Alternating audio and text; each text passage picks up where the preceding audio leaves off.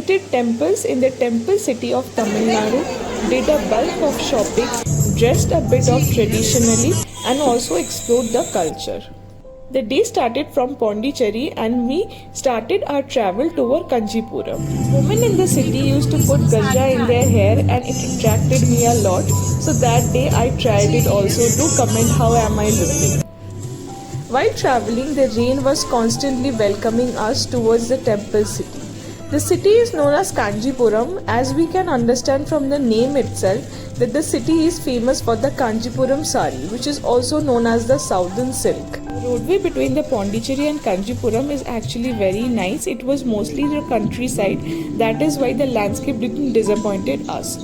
One suggestion is that while you are going to Kanchipuram, do check on the timings of the temple as it gets closed in the afternoon during 1 to 4 and reopens after that.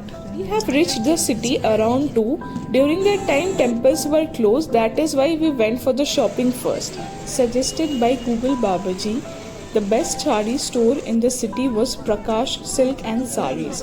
I will pin the location in the description. It was a 4 floors store which is full of saris and salwars. This is the description of which floor has which product. Looking at this place, the first thing that came to my mind was Mastalamal Purotai Shari, and we end up buying a lot of pieces, saris, salwar pieces and many more for gifting as well as ourselves. Look at the bags we are carrying. After that we went to Sri Kanchi Kamakshi Amman temple. Like any other Hindu temple, need to take off the shoes before entering the temple. The footage of inside the temple is not much there as phone was not allowed inside. It was bit crowded though we have visited around 4:30 in the evening. The waiting time was around 30 minutes, so we have to wait to actually get inside the actual temple. After that we visited Arul Meghu Sri Uluganda Primo temple. I am sorry to pronounce it wrong. Please rectify me in the comments the right pronunciation. The temple was in construction, so couldn't visit the actual Garbhagriha, but the god was outside the temple, so could worship it. Followed by we visited Ekambaranath temple. Again sorry for the pronunciation. In this temple we need to take off the shoes outside and need to walk a long distance to enter the actual temple. Again the waiting time over there was almost 10 to 15 minutes to get the darshana.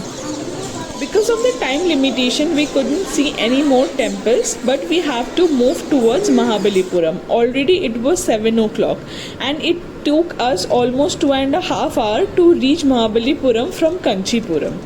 Because of the time boundaries, we couldn't have our lunch that day. That's why we waited for a quick bite over a small dhaba.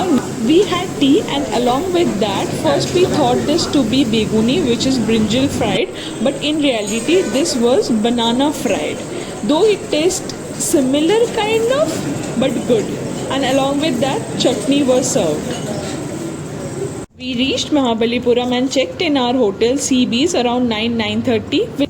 In the next video, we'll show the hotel as well as Mahabalipuram sightseeing.